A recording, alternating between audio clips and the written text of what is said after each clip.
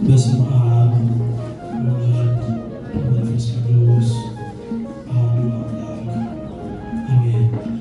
ክቡር አባታችን መልአከ ምሥራቅ አብርሃም ከበደ የዚህ ታላቅ ደብር ዋና አስተዳዳሪ፣ አባቶቻችን፣ ሊቃነ ምስጢር ወንድሞቻችን፣ በዝማሬ እግዚአብሔርን ስታመሰግኑ የነበራችሁ ዘማሪያን፣ ይልቁንም ደግሞ የእግዚአብሔርን ምሕረትና ቸርነት ችላችሁ በዚህ በተቀደሰው ስፍራ የተሰባሰባችሁ ኦርቶዶክሳውያን በእግዚአብሔር ፍጹም ሰላምታ እንደምን ዋላችሁ? እንደምን ሰነበታችሁ? ኃጢአት ነውር በደላችንን ሳይመለከት በፊቱ ያሳየነውን የምግባር ጉድለት ሳያይ ዕድሜ ለንስሐ ሰጥቶ በተቀደሰው ስፍራ የሰበሰበን አባቶቻችን አምላክ የእኛም አምላክ ቅዱስ እግዚአብሔር ስሙ ለዘላለሙ የተመሰገነ ይሁን። እንደ እግዚአብሔር መልካም ፍቃድ የምንማርበት የትምህርታችን ርዕስ የሚጎድለኝ ምንድን ነው በሚል ኃይለ ቃል ይሆናል። ይህንን የትምህርታችን ርዕስ ምክንያት አድርገን እንድንማር የምናነሳባቸው ሁለት ምክንያቶች አሉ። አንደኛው ብዙዎቻችን በክርስትና ሕይወታችን የሚጎድለንን ነገር በቅጡ ስለማናውቅና ስለማንረዳ እንደ ስጋዊ ርዝመታችን መንፈሳዊ ሕይወታችን እንደ ዕድሜያችን መጠን እያደገ መምጣት አልቻለም። እንደምታውቁት እድገት በሁለት መንገድ ይከፈላል። የመጀመሪያው ስጋዊ እድገት የምንለው ነው። ሁላችንም ሕፃኖች ሆነን ሳለን ነገር ግን ስጋዊ በሆነ በምንመገበው ምግብ፣ መጠጥ፣ በምናገኘው አየርና በተደረገልን እንክብካቤ መሰረት ብዙዎቻችን አሁን የደረስንበትን ቁመና አሁን ያለንን የሰውነት ቅርጽ መያዝ ችለናል። ይህ ስጋዊ የሆነ እድገት ይባላል። ዛሬ ይህንን የሚጎድለንን ዋናው ምክንያታችን እንድናነሳ እንድናስበውና ርዕስ እንዲሆነን የተፈለገው መንፈሳዊ እድገታችን ምን ያክል እንደሆነ በዚህ ትምህርት እንድንመለከት ነው። ራሳችን እንድንፈትሽ ነው። የዚህ ትምህርት መሰረታዊው ዓላማ ይሄንን ነው። መንፈሳዊ ቁመናችን እንዲስተካከል፣ እንደ ዕድሜያችን እኩል ያለ የመንፈሳዊ ሕይወት ምጣኔ እንዲኖረን፣ መንፈሳዊ ሕይወታችን በቤተ መቅደስ ውስጥ የተተከለ እውነተኛ ተክል ሆኖ 30-60 መቶ ያማረ ፍሬ የምናፈራበት እንዲሆን ጉድለታችንን በቅዱሳት መጻሕፍት ሕይወት እንድናይ ለዛሬ ይሄንን ርዕስ መምረጥ አስፈላጊያችን ሆኗል። እንደምታውቁት በዚህ በማቴዎስ ወንጌል ምዕራፍ 19 ቁጥር 20 ላይ አንድ ወጣት የነበረ በወጣትነቱ ዕድሜ ባለጸግነት ላይ ያለ አንድ ሀብታም ብለን እኛ በዘመናችን የምንጠራው አንድ ወጣት እንደነበረ ይህ የመጽሐፍ ቅዱስ ክፍል ይነግረናል። እንደምታውቁት ይህ ወጣት የሆነ ሰው ወደ ጌታችን ወደ አምላካችን ወደ መድኃኒታችን ወደ ኢየሱስ ክርስቶስ ዘንድ ሄዶ ጌታ ሆይ የሚጎድለኝ ነገር ምንድን ነው ብሎ ለጌታችን ለአምላካችን ለመድኃኒታችን ለኢየሱስ ክርስቶስ ጥያቄ አቀረበለት። ይህ ሰው ባለጸጋ ነው። ባለጸጋ ደግሞ የሆነ በወጣትነቱ ነው። የሰበሰበውን ገንዘብ ብዙ ዕድሜ በመኖር የዚህን ዓለም ምቾትና የዚህን ዓለም ተድላ ደስታ የሚወጣበት በቂ ሀብት ነበረው። ወደ ክርስቶስ ዘንድ ሄደው በእሱ ዘንድ በልቡ ሙላት ስለነበረ በእርሱ ዘንድ ፍጹም ሕግጋቱን በመጠበቅ ይኖር ስለነበረ ጌታችን አምላካችን መድኃኒታችን ኢየሱስ ክርስቶስ ልዩ ክቡር የሆነ ምስጋና ሰጥቶ በአደባባይ ያመሰግነኛል ብሎ ነበር ያስበው። ኢየሱስ እንደምታውቁት ብዙዎቻችን በመንፈሳዊ ሕይወታችን ምን እንደጎደለን አስበን አናውቅም። በፈቃደ ሥጋ ስለምንመራ ለብዙዎቻችን የሚታየን ፍትወተ ሥጋችንና የዓይን አምሮታችን በዚህ ዓለም አለመሙላትን ወይም ደግሞ በሐሳባችን የምናወጣቸው የምናወርዳቸው ስለ ሕይወታችን ስለ ኑሯችን ትልቅ ቦታና ስፍራ የሰጠን ያሰብናቸው ጉዳዮች በእድሜያችን ልክ ሳይከናወኑ ሲቀሩ ብዙዎቻችን እንደምታውቁት ባዶነትና ጉድለት ይሰማናል።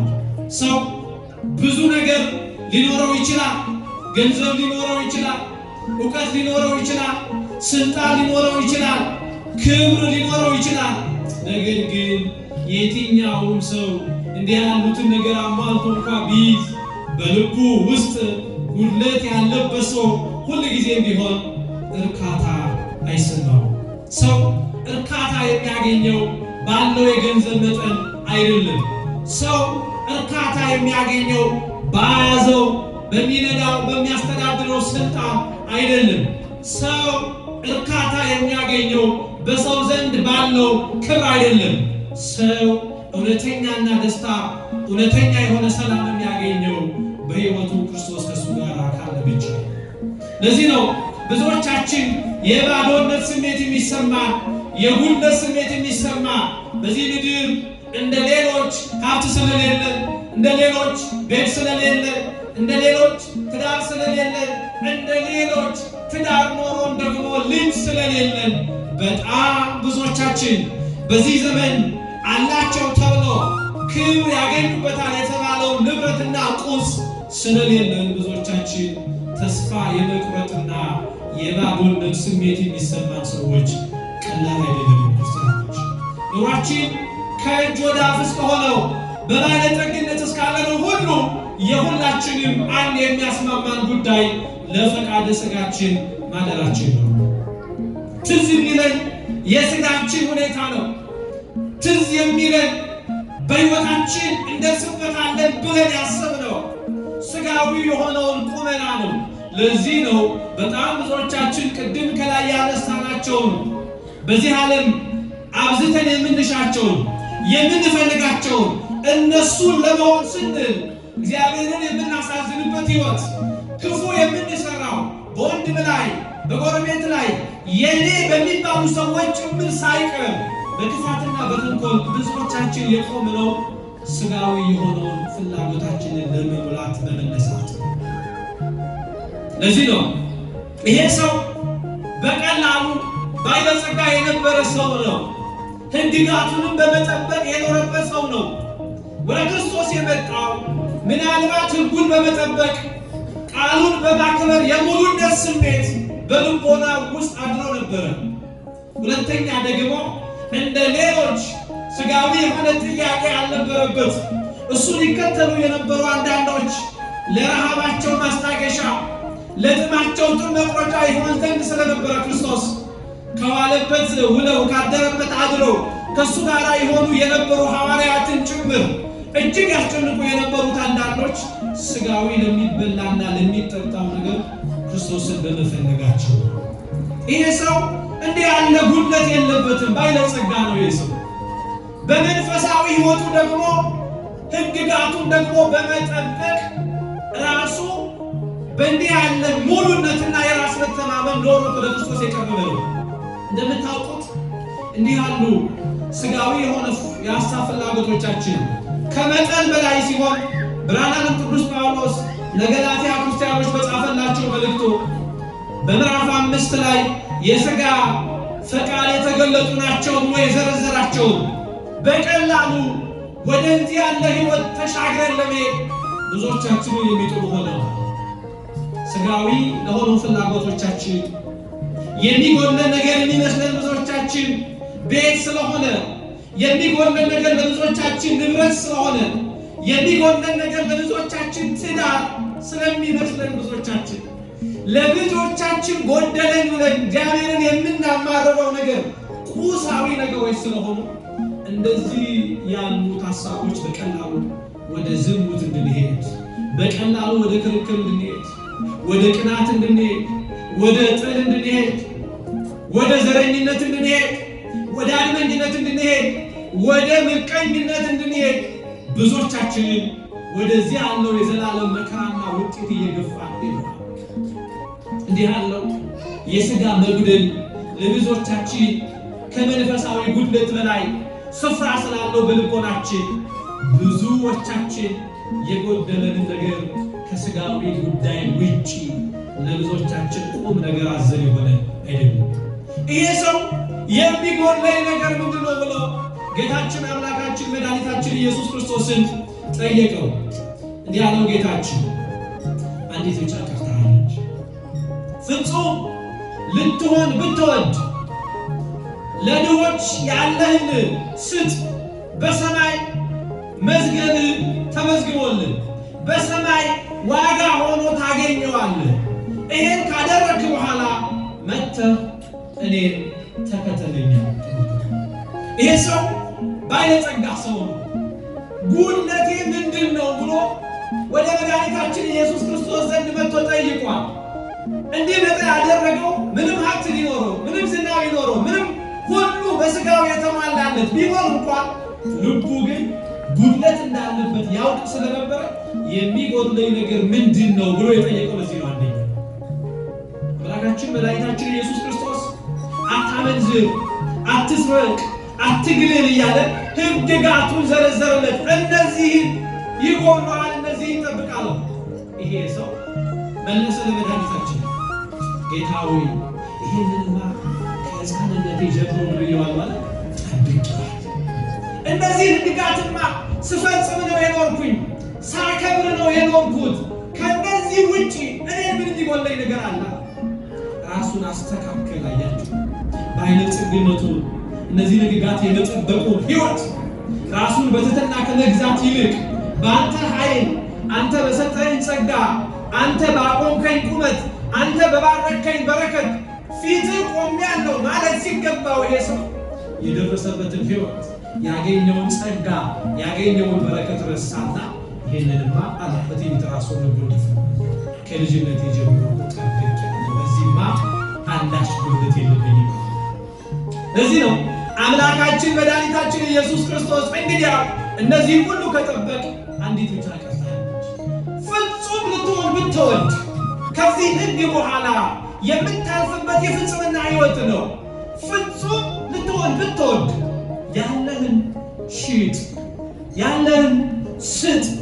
ካንተ በታች ላሉ ያንተን እጅ ለሚጠብቁ ወደ ፍጽምና ልታድግ ስለሆነ ያለህን ነገር በሙሉ መጽውተህ ሰጥተህ የሰጠው ደግሞ በሰማይ ባለው በአባቴ ፊት መዝገብ ሆኖልህ ተጽፎልህ ይጠብቃል። ይሄን ካደረግክ በኋላ ተከተለኝ። ይህን ሰው ይሄንን ቃል ሲሰማ መጽሐፍ እንደሚነግረን ወጣት ስለነበረ ንብረት ስለነበረው የሰበሰበው ንብረት አሳሳው፣ የያዘው ገንዘብ አሳሳው። የጎደለኝ ነገር ምንድን ነው ብሎ የጠየቀው ይሄ ሰው ወደ ፍጽምና የሚያድግበትን የክርስቶስን ቃል ሲሰማ የሀብቱና የንብረቱ ጉዳይ አስጨነቀው ብቻ ላለም ይገርማቸዋል። ንብረት ስለነበረው እያዘነ ተመለሰ ይላል። ጉድለቱ የጠየቀ ይህ ሰው ጉድለቱ እንዲሟላለት የጎደለው ነገር እንዲሞላለት የጠየቀው ሰው ክርስቶስን ጉድለቱን ሊሞላ እንዲህ ብሎ ሲነግረው ይህ ወጣት ግን ተው የተባለውን ነገር መተው ባለመቻሉ ምክንያት እያዘነ ወደ ቤቱ ተመለሰ። ሀብቱና ዝናው ክብሩና የዚህ ዓለም ባለጠግነት ክርስቶስን ተከትሎ ለመሄድ የውሳኔ ሰው ለመሆን ቸገረ። እንደዚህ ነን ብዙዎቻችን። እምነት አለን እንላለን፣ ግን ብዙዎቻችን ፍቅር ይጎለናል። እንደዚህ ሰው ይሄ ሰው እምነት አለው፣ ሕግጋቱን ስጠብቅ ነው የኖረው ብለዋል። ነገር ግን ያለውን በመስጠት ተመልከቱ። ክርስቶስ ያኖረኛል፣ ያበላኛል፣ ያጠጣኛል። ትናንት ወደዚህ ምድር ስመጣ አንዳች አልነበረኝም፣ ነገር ግን እሱ ቤቴን በበረከት ስለሞላው ብሎ በእምነት እሱን መከተል ከበደው። ተመልከቱ። እምነት አለኝ ይላል ይህ ሰው፣ ነገር ግን ያለው ለድሆች መስጠት ፍቅር ግን ጎደለበት። ብዙዎቻችን እንደዚህ ነው። እምነት አለን እንላለን፣ ነገር ግን ፍቅር የሚጎድልን ሰዎች አለ። ጸሎት አለኝ የምንል ሰዎች አለ። በእግዚአብሔር ፊት እቆማለሁ፣ ፊቱን በረከካለሁ፣ ጥሩ የሆነ የጸሎት ሕይወት አለኝ ብለን የምንመካ ሰዎች አለ። ልክ እንደዚህ ሰው ሕግጋቱን ከልጅነት ጀምሮ ይጠብቅ ያለው እንዳለ ማለት ነው። የጸሎት ሰዓቴን አላስታጉልም የምንል ሰዎች እንሆናለን። ነገር ግን ብዙዎቻችን ተተናነቀ ይሆናል። ጸሎታ አምላካችን ወደ ትሕትና ከፍታ ብዙዎቻችን አልወሰደንም። ወደ ፍጽምና ሊወስደን አልቻለም። እንደዚህ ወጣት ብዙዎቻችን ስራ አለን እንላለን። መንፈሳዊ ስራ ለታቦት ስራ አለብን እንላለን። ለቤተ እግዚአብሔር ስራ አለብን እንላለን። የቤተ እግዚአብሔር አገልግሎት አለብን እንላለን ብዙዎቻችን። ነገር ግን በዚህ ስራችን መካከል እውነተኛ ደግሞ ንስሐ የለንም። እግዚአብሔር ፊት የምንቆመው በእውነተኛ ንስሐ አይደለም። ለዚህ ነው ስራችን አይባረክም፣ አገልግሎታችን ፍሬ አያፈራም። የምንቆምበት መድረክ የተከበረ ሆኖ ሳለ ነገር ግን በንስሐ ተመላልሰን ስለማናስተምር፣ በንስሐ ሕይወት ውስጥ ሆነን ስለ ንስሐ ስለማንሰብክ፣ ስለ ንስሐ እየዘመርን ንስሐ አባት እንኳን የሌለን ሰዎች ስለሆንን በገበያ ብዙዎቻችን እንደዚህ ያለ መንፈሳዊ ጉድለት ብዙዎቻችን አጋጥሞናል። እግዚአብሔር ሙሉ ልብ ይፈልጋል። ክርስቲያኖች ከፊል የሆነ ልብ አይፈልግም። ይሄ ሰው በክርስቶስ ላይ ያለው እምነት ከፊል ነበር። ሀብቱም እያሳሳው የፍጽምና ሕይወትንም ደግሞ ተስፋ እያደረገ ነው ወደ ክርስቶስ የቀረበው። ክርስቲያኖች ሙሉ ልብ አምላካችን መድኃኒታችን ኢየሱስ ክርስቶስ ይፈልጋል። ተው የተባለውን ነገር ስንተው በሕይወታችን የጎደለን ነገር እናውቃለን። ብዙዎቻችን የጎደለ ሕይወታችንን ማወቅ የከበደን ተው የተባለውን መተው ባለመቻላችን ምክንያት ታውቃላችሁ። ብዙዎቻችን በእልህኝነት፣ በእንቢተኝነት ከኔ በላይ ማን አለ በማለት እየደጋገረ የሚጥለን ብዙ ነውርና ኃጢአቶች ብዙዎቻችን በምክረ ካህን ተው የተባለ የቅዱስ ቤተ ክርስቲያን አፍ በእንዲህ ያለው የወንጌል ጉባኤ በተለያየ መንገድ እግዚአብሔር እንድንተው የሚያሳስብን ብዙ ጉዳዮች መተው ባለመቻላችን ምክንያት ብዙዎቻችን በመንፈሳዊ ሕይወታችን ጉድለታችንን መሙላት አልቻልንም። ታስታውሳላችሁ በዚህ በሉቃስ ወንጌል ምዕራፍ 10 ቁጥር 41 ላይ የአልዓዛር እህት የተባለችው ማርታ አምላካችን መድኃኒታችን ኢየሱስ ክርስቶስ ተይ ያላትን ነገር መተው ባለመቻሏ እህቷ ተምራ ንስሐ ስትገባ ማርታ ግን በጓዳ ተደክመሽ ቀርታለች። ይሄ ቤተሰብ የወንጌል ቤተሰብ ነው። አምላካችን መድኃኒታችን ኢየሱስ ክርስቶስ በቢታንያ መንደር በተመላለሰ ጊዜ ወደዚህ ቤት ደጋግሞ ይገባ ነበር። ከወንጌል አገልግሎት በኋላ አንድ ቀን እንደተለመደው ወደዚያ ቤት ጎራ አለ። ተመልከቱ። እነዚህ ሁለት እህትማማቾች ማርያምና ማርታ የተባሉ ሁለት እህትማማቾች ለአምላካችን ለመድኃኒታችን ለኢየሱስ ክርስቶስ ሁለቱ ይበጃል ያሉትን፣ በጎ ነው ያሉትን፣ ለክርስቶስ ይመጥናል ያሉትን በራሳቸው ልክ ሁለቱም ለክርስቶስ አቀባበል አደረጉለት። የመጀመሪያው ማርያም አምላካችን መድኃኒታችን ኢየሱስ ክርስቶስ እዚያ ቤት ገብቶ ከተቀመጠ ጀምሮ እግሩ ስር ቁጭ ብላ ቃለ እግዚአብሔር ትማር ነበር፣ ትጠይቀው ነበር። ጉድለቷን በቃለ እግዚአብሔር ለማግኘት ቁጭ ብላ ከእግሩ ስር ትማር ነበር። የማርያም ለክርስቶስ ያደረገችው አቀባበል ወዳጆቼ ቃለ እግዚአብሔር እግሩ ስር በመማር ነበር የሰው አቀባበል። ማርታ ደግሞ ከወንጌል አገልግሎት በኋላ ነው የመጣው።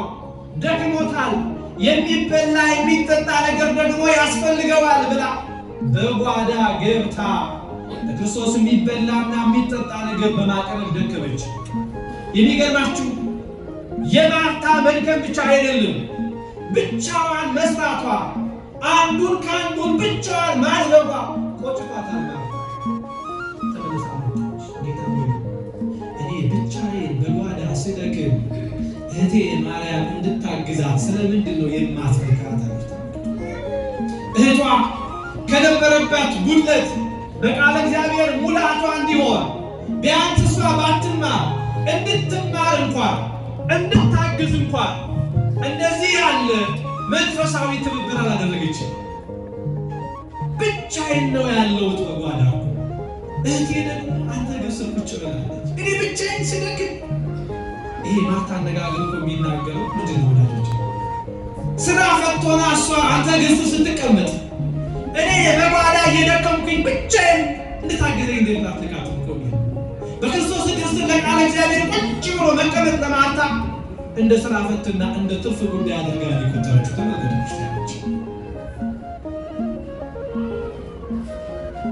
እሷ አለመስራቷ አይደለም ያንገበግባት፣ እህቷ መታ ለማገዟ ሁሉ አስጨንቋታል። ልትከስ መጣች፣ ከሳሽ ሆና ነው የመጣችው።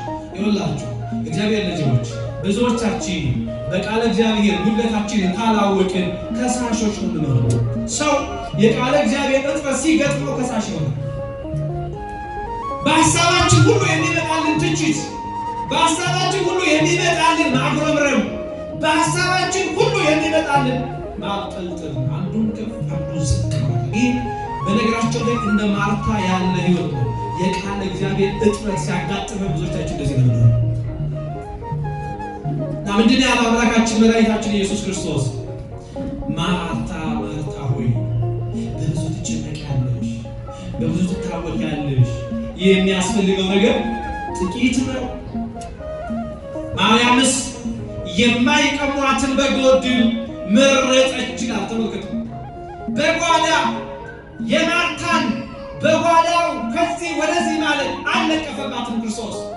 ነገር ግን ማርያም የማይቀሟትን በጎ ዕድል መረጠች። የማርያምን አገልግሎት ከፍ አደረገው። ብልጫና በቃለ እግዚአብሔር ሰው ራሱን ሲያይ፣ ምክንያቱም ቃለ እግዚአብሔር መስታወት ነው።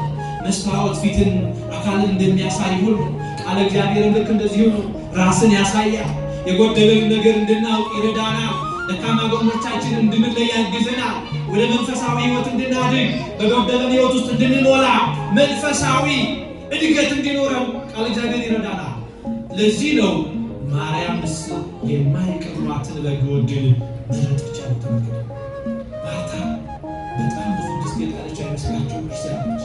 አሁን እውነት እንናገር፣ በዛ ቤት የገባው እንግዳው ክርስቶስ ስለሆነ ነው እንጂ አሁን በዘመናችን እንዲህ ያለ እንግዳ ወደ ቤታችን ቢገባ በእውነት ለእንግዳው ትክክለኛ አቀባበል ያደረገችው ማርታ ነች ወይስ ማርያም ነች? መልሱ። በእኛ ዘመን ትክክለኛው እንግዳ ተቀባይ ማርያም ነች ወይስ ማርታ ነች? ማርታ ነች። ትክክል። እንደውም እቺ ስራ ፈት የሆነ ሴት ነው እንላታለን። ጓዳ መስራት የማትፈልግ እንግዳውን በወሬ እያጠመደች የጓዳ ስራ መስራት የማትችል ሰነፍ ሴት አይደለም ብለናቸው እነዚህ ያሉት ሰዎች እንግዳውን በወሬ ጥምድ አድርጋ ጓዳ ላሉ ሰዎች ስራ ሰጥታ እንዲሁም የምትባክን ሴት አድርገን ነበር ብንቆጥራት። ነገር ግን በዛ ቤት የገባው እንግዳ መድኃኒዓለም ኢየሱስ ክርስቶስ ነው። እንደውም ታላቁ ሊቅ ቅዱስ አምብሮስ እንዲህ ይላል፣ ማርታ እሱ የሰራውን ምግብ መልሳ ልታቀርብለት እንዴት አብዝታ ደከመች። ይህንን ምግብ የፈጠረው እሱ መሆኑን ረስታ ማርታ በጓዳ ምግብ ለማዘጋጀት ደከመች። ይህንን ምግብ የፈጠረ ማን? እርሱ ሆኖ ሳለ የሚበላና የሚጠጣ ነገር ለእሱ በማቅረብ ጊዜዋን ደከመች። ማርያም ግን እግሩ ስር ቁጭ ብላ ቃለ እግዚአብሔር እየተማረች ጉድለቷን ለማወቅ አንድ ነገር ተራመደች። ይገርማቸዋል። የማርያምና የማርታን የመጨረሻ ታሪክ የምታውቁት የጎደላቸውን የሞሉበት እስከ ክፍታታቸው የቆዩትን ሰዎች የምታገኙት እዚሁ የሉቃስ ወንጌል ምዕራፍ 7 ላይ ነው። አምላካችን መድኃኒታችን ኢየሱስ ክርስቶስ በቀራንዮ አደባባይ ላይ ከመሰቀሉ በፊት ለመጨረሻ ጊዜ በስምዖን ቤት ሲገባ ታስታውሳላችሁ። እነዚያ ማርያም ተብሎ በሶስት ስም በተለያየ ታሪክ ከተጠቀሱት መካከል አንዷ የሆነችው እቺ ሴት አምላካችን መድኃኒታችን ኢየሱስ ክርስቶስ በዚያ ጊዜ እራት በቢታንያ መንደር ግብዣ በተደረገ ጊዜ የመንደሩ ሰዎች ሁሉ ተጠርተው በዚህ ግብዣ ላይ ሲጠሩ ማርያምና ማርታ ይገርማቸዋል። ለዚያ ሰፈር ድምተኛ በመኖራቸው በዚህ ራት ግብዣ ላይ ተጠርተው በሉቃስ ወንጌል ምዕራፍ 10 ቁጥር 38 ላይ ታሪኩ እንዲህ ብሎ ታገኙታላችሁ። ማርያም በቤቷ ክርስቶስ ያስተማራት ትምህርት በልቦናዋ ውስጥ ገብቶ የጎደለው ማንነቷን በቃለ እግዚአብሔር ሕይወት አይታ በንስሐ ሕይወት ተጸጽታ ጉድለቷን ሞልታ ተስተካክላ በዚያ ቤት ጠበቀችው። ገርማቸው ማርታ እንደለመደችው ከእህቷ ጋር በዚህ ቤት ገባች። መጽሐፍ እንዲህ ነው የሚለው ሉቃስ ወንጌል ምዕራፍ 10 ቁጥር 38 ላይ እንዲህ ይላል፣ ማርታ ታገለግል ነበር። እስኪ ማርታ ታገለግል ነበር። ተመልከቱ፣ በጎረቤት ቤት ሄዳ ማርታ እንደለመደችው ሰው ቤት ሄዳ በጓዳ ገብታ ድስት ጥዳ እንግዳ ለመቀበል ትተጋ ነበር። ማርያም ግን በቤቷ ያገኘችው ትምህርት በልቦና ሕይወት ውስጥ ገብታ ክርስቶስ ከገባ ጀምሮ እግሩ ስር ወድቃ እውነተኛ ንስሐ ገብታ ሕይወቷን በቃል እግዚአብሔር መነጽርነት ተብሎ አስተካከለች። ማርያም እስኪ እንቃል በሉ ማርያም በሉ የመጀመሪያ ዕድሏን አይሰማም በደንብ ማርያም በሉ የመጀመሪያ ዕድሏን ለትምህርት የመጨረሻ ዕድሏን ለንስሐ ተጠቀመች።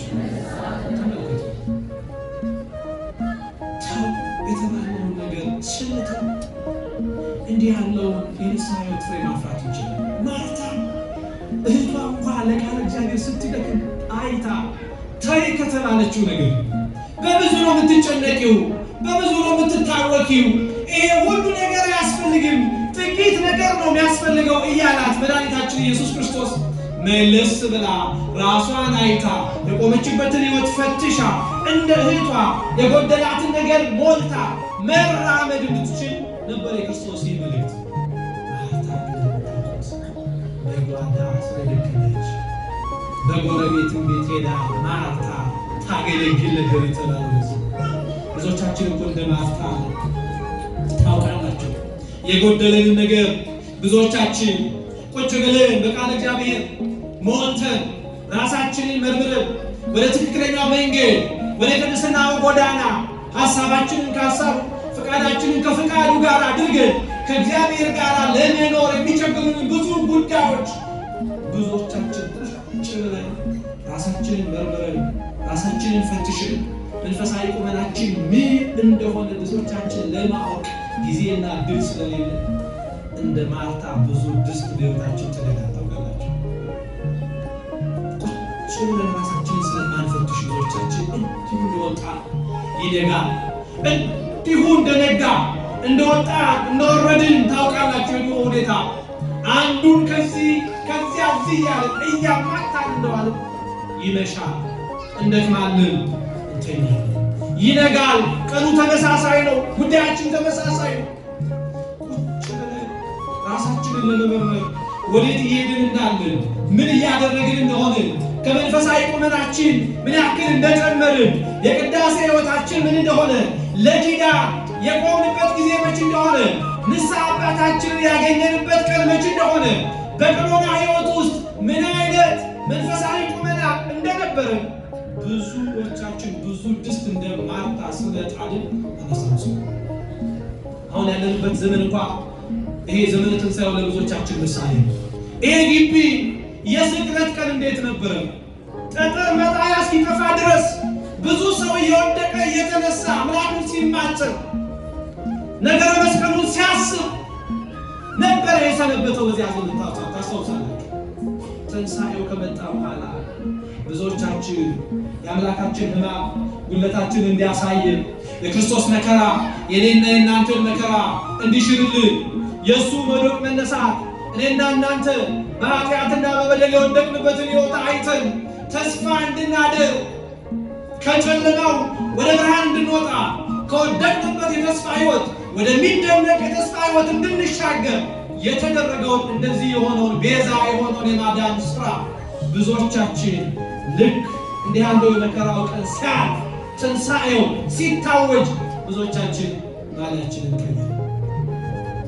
እነዛ ለኪዳን በአብይ ጾም ጊዜ እየገሰገሱ ይመጡ የነበሩ እግሮች አሁን በትንሣኤ እየመጡ ነው።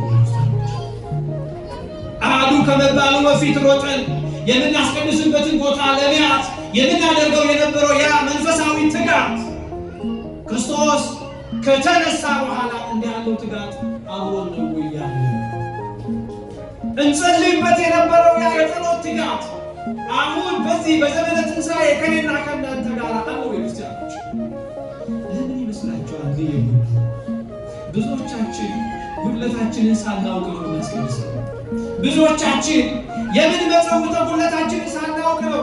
እያደረግነው ያለነው ነገር ጉድለታችንን እንደሚሞላ በማመን አይደለም የምናደርገው፣ በእምነት አይደለም የምናደርገው። ፊቱ የምንቆመው በእምነት አይደለም። ፊቱ የምንቆመው በእውነተኛ መንፈስ አይደለም። ብዙዎቻችን እዛ እዚህ እንደማታ ብዙ ድስት ጥለን ነው እዚህ የምንቆመው። መረጋጋት ያቅተናል። ቁጭ መረጋገጥ ውስጣችንን መፈተሽ እውነተኛ ሰላም በምናገኝበት በዚህ ቦታ ተረጋግተን መቀመጥ ያልቻልነው ለምን ይመስላችኋል? ብዙዎቻችን ሕይወታችንን ማወቅ ስላልቻልን እንደ ማርታ እዛም እዚህም የጣድነው ነገር ስላለ ቃል እግዚአብሔር ለመማር ቤት በኩል ይምጣ።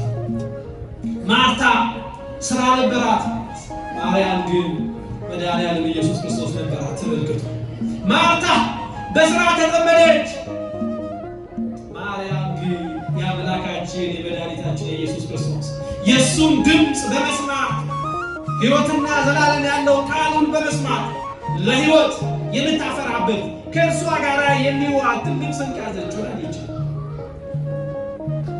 ጉድለታችንን የምናውቀው ሰው ራሱን መግዛት ካልቻለ፣ ተረጋግቶ መንገዱን መራመድ ካልቻለ፣ ከእግዚአብሔር ጋር የሚገናኝበት የጥሞና ጊዜ ከሌለ፣ ራሱን የሚመረምርበት ተቀምጦ ራሱን የሚፈትሽበት መረጋጋት ከሌለው ሰው ጉድለቱን ማወቅ አይችልም።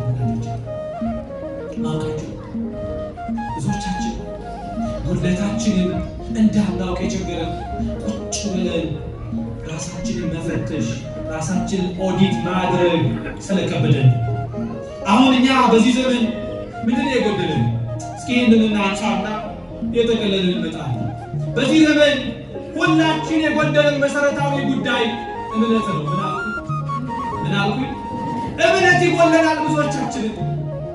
ብዙዎቻችንን እንደምታውቁት ነገሮቻችን ሁሉ የአንደበት ናቸው። ነገሮቻችን ሁሉ የሚብረቀረቅና የዚህ ዓለም እንቶ ፈንቶ የበዛበት ከእግዚአብሔር ይልቅ ሰዎች ስለ ሰው የሚኖሩበት በሰዎች ፊት ስለሚኖራቸው ቅቡልነት የሚጨነቁበት ዘመን ነው። ታውቃላችሁ፣ ሰው ዛሬ የሚለብሰው እንኳን በሰዎች መካከል የተሻለ ሆኖ ለመታየት ንጽህናውን ለመጠበቅ አይደለም። መልበስ የሚሰጠው ጥቅም ምን እንደሆነ ስለማይረዳው በመልበሱ ምክንያት ሌሎችን ለማሳቀቅ፣ በመልበሱ ምክንያት ከሰዎች መካከል የተሻለ ለመሆን በማሰብ የሚኖር ሰው አለ። የብዙዎቻችን ሕይወት በሰዎች ፊት ስላለን ክብርና ዝና፣ የብዙዎቻችን ሕይወት በሰዎች ፊት ስላለን እንዲህ ያለው ጊዜያዊ የሆነው ነገር ስለሆነብን ብዙዎቻችን በእምነት ማደግ አልቻለም። ብርሃነ ቅዱስ ጳውሎስ ለዕብራውያን ክርስቲያኖች በጻፈላቸው መልእክቱ ምዕራፍ 11 ቁጥር 6 ላይ እስኪ ቃል አብረን እንበለው። ያለ እምነት በሉ አይሰማም። ያለ እምነት እግዚአብሔርን ማስደሰት አይቻልም። ማንን ማስደሰት አይቻልም? እግዚአብሔር። የትኛውም የአገልግሎት ደረጃ ቢኖርህ እምነትህ ከአገልግሎት ደረጃ ጋር ከፍ እያለ ካልመጣ እግዚአብሔርን ማስደሰት አይቻልም። የትኛው መንፈሳዊ ቁመና በእምነት የምታድግበት ሕይወት እግዚአብሔርን ወደ ማስደሰት ከፍ ያለ ደረጃ የምትሄደው በእምነት እየጎለመስን ስንመጣ ነው። ያለ እምነት እግዚአብሔርን ማገልገል አይቻልም። የምናገለግለውን አምላክ የምናምነው መሆን መቻል አለበት። የምንዘምርለትን አምላክ የምናምነው መሆን መቻል አለበት። ስሙን የምንጠራውን አምላክ ስማችንን እንደሚጠራ አውቀን መሆን መቻል አለበት። ክርስቲያኖች፣ የብዙዎቻችን አንዱ የዚህ ዘመን ጉድለት ከእምነት መጉደል ነው። ስንጸልይ በማመን አይደለም እንጸልይ። ብዙዎቻችን ወደ እግዚአብሔር ቤት ስንገሰግስ እግራችን እንጂ ልባችን ከመቅደሱ የለም። ብዙዎቻችን የምንሮጥ እንጂ ተስፋ አድርገን የምንጓዝ አይደለንም። ብዙዎቻችን በዚህ በማርቆስ ወንጌል ምዕራፍ 4 ቁጥር 37 ላይ አምላካችን መድኃኒታችን ኢየሱስ ክርስቶስ በምሳሌ ካስተማራቸው በኋላ ሐዋርያቱን ይዞ ወደ ጌርጌሴኖን ተሻገረ። ምሽት ነበር። ሕዝቡን ካሰናበተ በኋላ 12ቱን ሐዋርያትን ይዞ ወደ ጌርጌሶን ተሻገረ። በዚያች ምሽት ወደ ጌርጌሶን ለመሻገር ይጠቀሟት የነበረች አንድ ታንኳ ነበረች። እቺ ታንኳ 13 ሰዎችን የምትይዝ ጠባብ ታንኳ ነች። ጌታችንንና 12ቱ ሐዋርያት በዚህ ውስጥ ሐዋርያቱን ይዞ ጌታ ጌታችን በዚህ ታንኳ መጓዝ ሲጀምር ደክሞት ስለነበረ በታችኛው ክፍል ቦታ አንቀላፋ። ሐዋርያት ከተወሰነ ጉዞ በኋላ ከባድ ንፋስና የማዕበል መታወክ ተረጋግቶ የነበረው ያ ማዕበል ከፍተኛ የሆነ ንፋስ ተነሳበትና ተረጋግቶ የነበረው ውሃ ቀሰቀሰ። ውሃው በታንኳይቱ ውስጥ ይገባ ነበር ይላል። ገብቶ ሞላ። ሐዋርያት ተጨነቁ። የማዕበሉ መገለባበጥ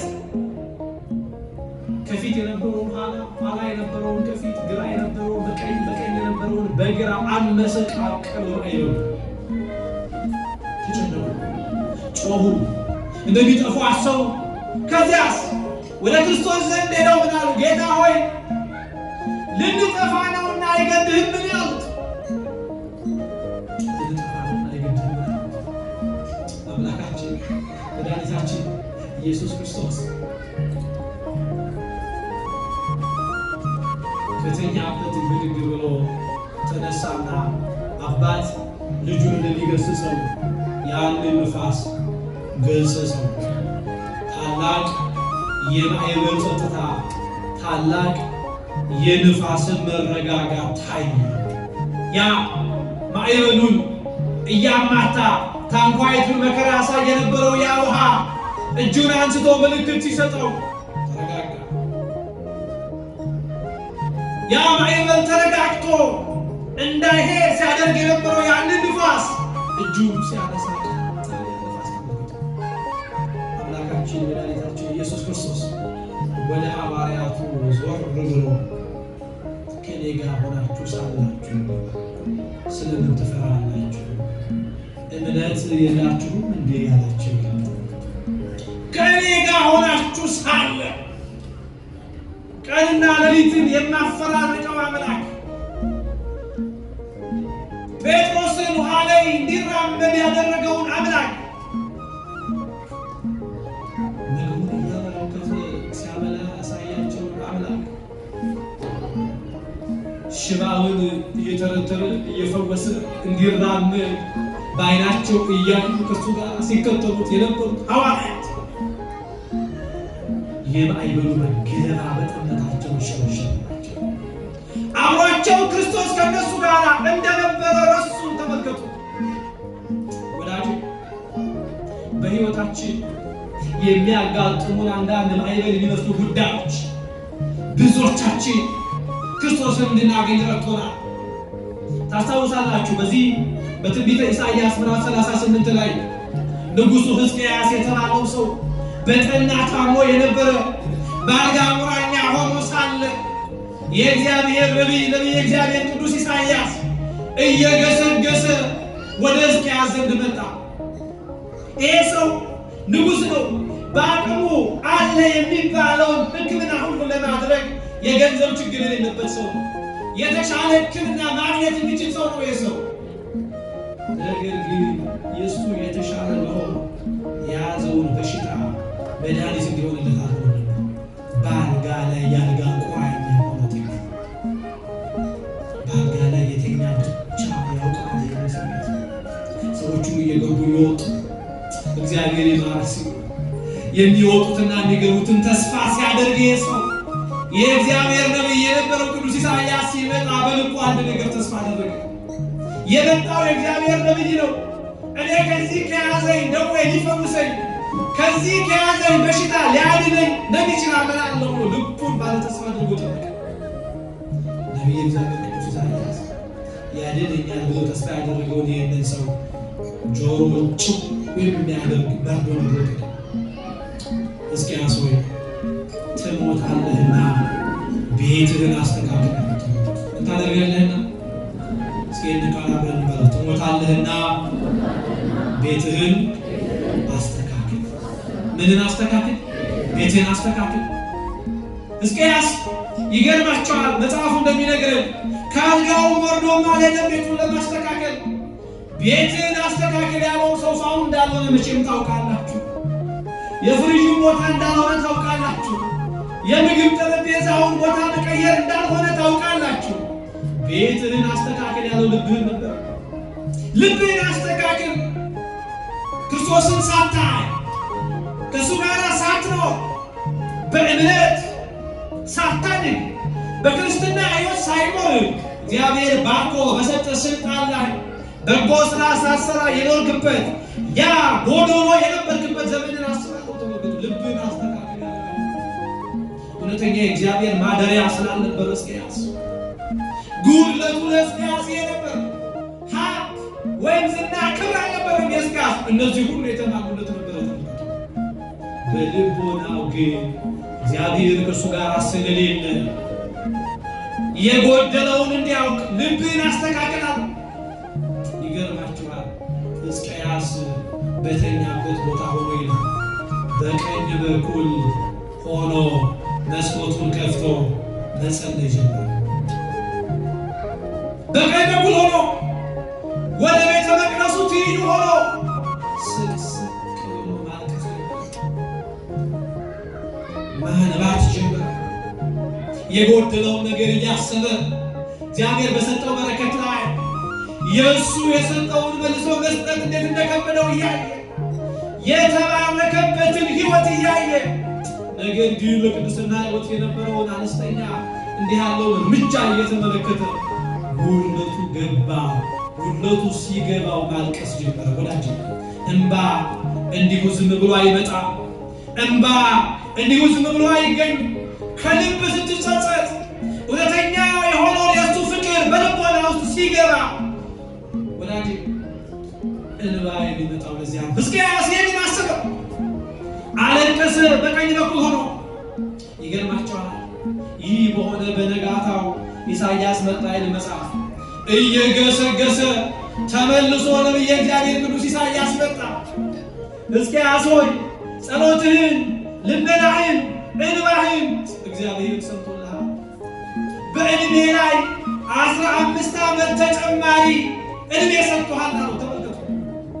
የሚያለቅስ ሰው፣ የሚያነባ ሰው፣ ጉድለቱ የገባው ሰው ጉድለቱ እንዲሞላለት በእውነተኛ ንስሐ በሐዘንና በጸጸት ወደ ክርስቶስ የሚጮህ ሰው መስኮቱን ከፍቶ ወደ ቅድስት ቤተ ክርስቲያን የክርስቶስ ማደሪያ በሆነችው በዚህ ቤት የሚያለቅስ ሁሉ የችግሩ ቁልፍ መፍቻ ነው። ሕዝቅያስ በዕድሜ 15 ዓመት ተጨማሪ አንዳንድ ችግሮች ክርስቶስ እንድናገኘው ይረዱናል። ስትታመም ወዳጄ መድኃኔዓለም ዝም የሚል፣ ስትቸገር ወዳጄ መድኃኔዓለም ዝም የሚል እንደ ሐዋርያቱ በዛ ታንኳ ውስጥ ሆነ ስትጨነቅ ዝም የሚል ለምን ይመስልሃል? ያንተ ጉዳይ በእርሱ ዘንድስ ጉዳይ ስላልሆነ እኮ አይደለም። የት ያንቺ ጉዳይ፣ ያንቺ ልመና፣ ያንቺ መሻት፣ ያንቺ ፍላጎት፣ ያንቺ ጩኸት በክርስቶስ ዘንድ ዋጋ እኮ የሌለው ሰው አይደለም። ብዙዎቻችን ችግር ሲያጋጥመን፣ ፈተና ሲያጋጥመን መድኃኔዓለም ዝም የሚለው እንደ ሐዋርያቱ እስክንጮህ ድረስ ጌታ ሆይ ልንጠፋ ነውና አድነን እስክንል ድረስ ይላል። በታችኛው ክፍል ነው ያለው መድኃኔዓለም ኢየሱስ ክርስቶስ። ነገር ግን በታንኳይቱ መካከል ውሃ ገብቶ ሐዋርያት በራሳቸው አቅም የገባውን ውሃ እናወጣለን ብለው በራሳቸው ጥበብ የመጣውን ያንን ማዕበል እናረጋጋለን ብለው ወደ ታች ወደ ላይ ሲወርዱ መድኃኔዓለም ኢየሱስ ክርስቶስ ዝም አላቸው። ብዙዎቻችን ለጥያቄዎቻችን አንዳንዶቻችን ምላሽ ያላገኘን ጉድለታችንን ለመሙላት ብዙዎቻችን ሙላት ከሕይወታችን ሙላት ከቤታችን ያልተገኘው ብዙዎቻችን በራሳችን መንገድ ችግሮቻችንን እንፈታለን ብለን ስለምናስብ በገንዘባችን አቅም ችግሮቻችንን የምንፈታ የሚመስለን ሰው አለ። ባለስልጣን ዘመን ወገን ስላለን ችግሮቻችን ሁሉ የሚፈታ የሚመስለን ሰዎች አለ። ከነገሌ ዘር በመወለዳችን ችግሮቻችን የሚፈታ መኩሪያ የሚመስለን ሰዎች አለ። በራሳችን እውቀት በራሳችን አቅም ችግሮቻችን እንደምንፈታ ስለምናስብ መድኃኔዓለም ዝም ይላል። አንተ ስጨርስ መድኃኒዓለም መስራት ይጀምራል። እንደ ሐዋርያቱ ጌታ ሆይ ልንጠፋ ነውና አድነን ስትል ያን ጊዜ መድኃኒዓለም በአንተ ሕይወት ውስጥ መስራት ይጀምራል። ታሞ መድኃኒዓለምን በጸበል ያገኘ ሰው የለም ወይ? መከራ በዝቶበት በእምነት ምክንያት ተሻሽቶ ተቀብቶ ፈውስ አግኝቶ ከእግዚአብሔር ጋር የታረቀ ሰዎች የለም። በጤንነት ወደ ቤተ እግዚአብሔር ለመምጣት እግሮቻችን የቸገሩ ሰዎች በህመም ማጣት ምክንያት እኮ ቤተ እግዚአብሔር የታረቀ ሰዎች፣ በጤንነት ለማስቀደስ ዳገት የሆነብን ሰዎች፣ በሽታ የሚባል ጉዳይ ሲይዘን ወደ ቅዳሴው የወጣው የመጣ ሰዎች አንዳንድ ችግሮቻችን እኛ እንድንጠፋባቸው አይደለም፣ ክርስቶስን እንድናገኝባቸው ነገሮች። ሐዋርያት ይሄ ያጋጠማቸው ችግር ክርስቶስን እንዲያገኙ ምክንያት ሆናቸው። ጌታ ሆይ ልንጠፋ ነውና የኛ ጉዳይ አይገድም እንዲሉ አደረጋቸው። ወዳጆች በራሳችን የምንቆምበት ቁመና፣ በራሳችን የምንደገፍበት መደገፍ መድኃኒዓለም የሌለበት በሕይወታችን ብዙዎቻችን ችግራችንን ለመፍታት ጉድለታችንን ለማወቅና ወደ ሙላት ለመሻገር የምንቸገረው ለዚህ ነው ብዙዎቻችን ችግሮች ሁሉ እኛን ሊያጠፉ ይመጡ አይደለም። እስክንጠፋ ድረስ ዝም የማይል አምላክ እስክንጮህ ድረስ ግን እንደ ሐዋርያት ይታገሳል። እስክትጮህ ይጠብቃል። ጌታ ሆይ ጉድለቴን ሙላልኝ ብለህ እስክትጮህ ይጠብቃል። የጎደለኝ ምንድን ነው? ጉድለቴ አንተ ፊት እንድቆም ያደረገኝ አንተ ቸርነት ስለሆነ ጌታ ሆይ እባክህን ሙላኝና በቤትህ እንደተተከለ እውነተኛ ተክል ሆኜ ፊት ልቁም እንበላቸው።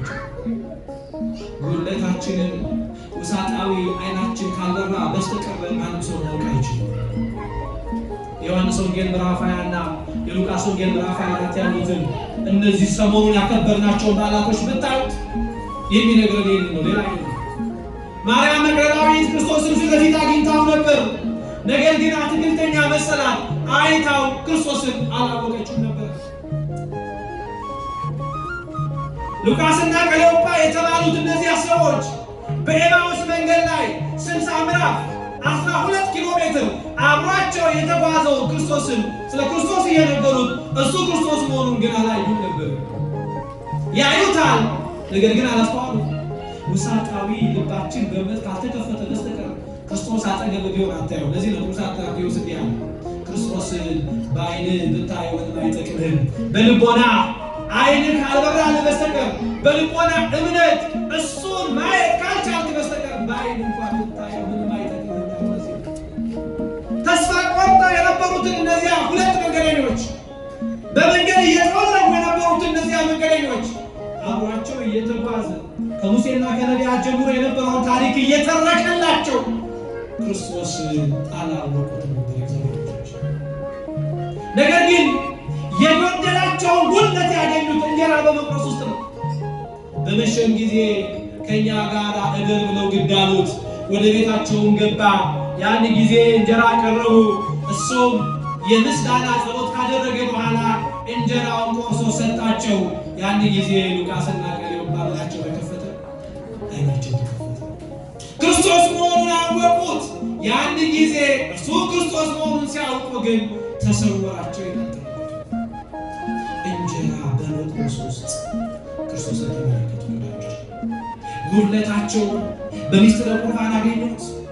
የልጆቻችን ጉድለት ወደዚህ ነው ማጠቃለያችን። ይሄ ነው ወዳጆች፣ የልጆቻችን ጥያቄ፣ የልጆቻችን ጉድለት የሙላት ሕይወትና ምላሽ የክርስቶስ ሥጋና ደም ነው። ሉቃስና ቀለዮጳ እንጀራው ሲቆረስ ነው ክርስቶስን ማየት የቻሉት። ውሳጣዊ ልቦናቸው ይኖራል፣ ዓይነ ልቦናቸው ይኖራል። ለዚያ ነው ልካቸው ከተገለጠ በኋላ ይህንን ሁሉ ታሪክ ሲነግረን እንዲህ ያለ ሲያስተምረን ልባችን ይቀልጥብን ነበር አሉ። ተመልከቱ። ከዚያ በፊት ቤት በኩል ገብቶ ይቅረት እሱን ማወቅ አልተቻለም። ዓይነ ልቦናቸው አልተከፈተማ። ብዙዎቻችን ወዳጆች ወደ ቅዱስ ቤተክርስቲያን እንደዚህ ለጉባኤ መሰብሰባችን በጣም ጥሩ ነገር ነው። ነገር ግን ጉድለታችንን አውቀን ከክርስቶስ ጋር መኖር የምንችለው በንስሐና በቅዱስ ሥጋውና በክቡር ደሙ ሕይወት ነው። የትኛውም የጥያቄዎቻችን ምላሽ ያለው ሥጋው ደሙ ውስጥ ነው። እግዚአብሔር ልጆች እነዚህ ሁለት ሰዎች በእንጀራ ውስጥ ነው ክርስቶስን ያገኙት። እኔና እናንተ በክርስቶስ ሥጋና ደም ነው ከእሱ ጋር ለዘላለም ሆነን የምንኖረው። እስኪ ይህንን ቃል አብረን እንበል። ሥጋዬን የበላ ደሜን የጠጣ የዘላለም ሕይወት አለው። እኔ ከእሱ ጋር እርሱም ከእኔ ጋር ይኖራል። የክርስቶስን ሥጋና ደም የተበላው የዘላለም ሕይወት ብቻ ነው። በዚህ ምድር እንኳ እያለን እኛ ከክርስቶስ ጋር ክርስቶስ ከእኛ ጋር እንዲኖር በእምነት መንገድ ምክንያት ብዙዎቻችን ልባችን እየተንኳኳ በራችን እየተንኳኳ መክፈት ስላቃተን ብዙዎቻችን ጉለታችንን ለመሙላት እርሱ እየገሰገሰ ወደ ቤታችን ቢመጣ ብዙዎቻችን በራችን አልከፍት ባለማለታችን እስከ ጉለታችን ዛሬ ማለት ዮሐንስ ራእይ ምዕራፍ 3 ቁጥር 2 ምንድን ነው የሚለው? እነሆ በደጅ ቆሜ አንኳኳለሁ፣ ማንም ድምፄን ቢሰማ በሩን ቢከፍትልኝ ወደ እርሱ እገባለሁ፣ እኔም ከእርሱ ጋር እራት እበላለሁ፣ እርሱም ከእኔ ጋር ምን ይበላል? እራት ይበላል። የልቦናችንን በር መድኃኒዓለም ኢየሱስ ክርስቶስ ያንኳኳል። በእምነት መጉደል ያለብን ልቦና ይናይናት ያንኳኳል። ልቦናችንን በእምነት ይሞላል። ና ልጄ ሊለን በራችንን ያንኳኳል። በንስሐ ሳሙና ሊያጥበን በራችንን ያንኳኳል። ወላጆች የሚጎለንን ስለሚያውቅ መውደቃችንን ስለሚያውቅ በጽድቅ ማነሳችንን ስለሚያውቅ በራችንን ያንኳኳል። ችግሩ አሁን ብዙዎቻችን የልቦናችንን በር መክፈት ስላቃተን ነው። በሩን ይከፍትልኛል፣ ወደ እርሱ እገባለሁ። ተመልከቱ፣ ከእሱ ጋር እራት እበላለሁ፣ እሱም ከእኔ ጋር እራት ይበላል። የልቦናችንን በር በእምነት ስንከፍት ክርስቶስ በቃሉ ወደ እኛ ልቦና ይገባል። አሁን ቃለ እግዚአብሔር ስንማር እንደምንረጋጋው የቃሉ ደጅ በልቦናችን መንፈሳዊ ሐሴትና ደስታ እንደሚሰጠን ማለት ነው። ወደ እርሱ እገባለሁ አለ። ይኸው ክርስቶስ በቃለ እግዚአብሔር ወደ እኛ ልቦና ይገባል። ከዚያስ ከእሱ ጋር እራት እበላለሁ፣ እርሱም ከእኔ ጋር እራት ይበላል። ሁለተኛ በሆነችው በዚች መቅደስ በክርስቶስ ሥጋና ደም ከእሱ ጋር እንድንኖር የዘላለም ሕይወት እንድናገኝ ለጥያቄዎቻችን ምላሽ እንድናገኝ ለወደቅንበት ሕይወት መነሳት እንዲሆነን ተስፋ ለቆረጥንበት ሕይወት የኔማ ጉዳይ የኔማ መንፈሳዊነት የኔማ ማንነት ብለን የዘጋነው ፋይላችንን እንድንቀሰቅሰው በእውነቱ ክርስቶስ በደጃችን ቆሞ ያንኳኳል። የኔ እናንተ ጉድለት ሊሞላ የጎደለንን ነገር ሊነግረን በጉድለታችን ላይ ሳለቅብን ይልቁንም ሙሉ አድርጎ በፊቱ ሊያቆርበን እሱ ዕለት ዕለት እኔና እናንተን መማር አልሰለችም። እሱ እኔና እናንተን በየዕለቱ ይቅር ማለት አልሰለችም። ብዙዎቻችን ሆነ ይቅር ማለት የሰለችን ይቅር በለኝ ማለት የሰለችን አባ ጊዮርጊስ ዘጋስጫ ምንድን ነው የሚለው? የተራበ ለመብላት እንደሚቸኩል የተጠማ ለመጠጣት እንደሚቸኩል ክርስቶስን ኃጢአትና በደላችን ይቅር ለማለት ይቸኩላል ያለው ለዚህ ነው። ወዳጆች በዚህ ሕይወት ውስጥ ሆነ የጎደለን መንፈሳዊ ሕይወታችንን ጠንቅቀን ወደ አባቶቻችን ካህናት ዘንድ ቀርበን የክርስቶስን ሥጋና ደም በልተን ጠጥተን መንፈሳዊ ቁመናችንን አስተካክለን የምንረግጥበትን የምንራመድበትን አበው ተራምደው ሄደው ከእሱ ጋር የኖሩበትን እንዲህ ያለችውን ርፊት የሆነችውን ሃይማኖታችንን ጠብቀን አባቶቻችን በተጓዙበት ፍኖት ተጉዘን የጎደለንን መንፈሳዊ ሕይወታችንን ለይተን ከክርስቶስ ጋር ኅብረትና አንድነት ኖሮን እንድንኖር እግዚአብሔር አምላክ በቸርነቱ ሁላችንን ይርዳል። ያስተማረን የመከረን የገሰጸን አባቶቻችን አምላክ ቅዱስ እግዚአብሔር ስሙ የተመሰገነ ይሁን። ይቆየን።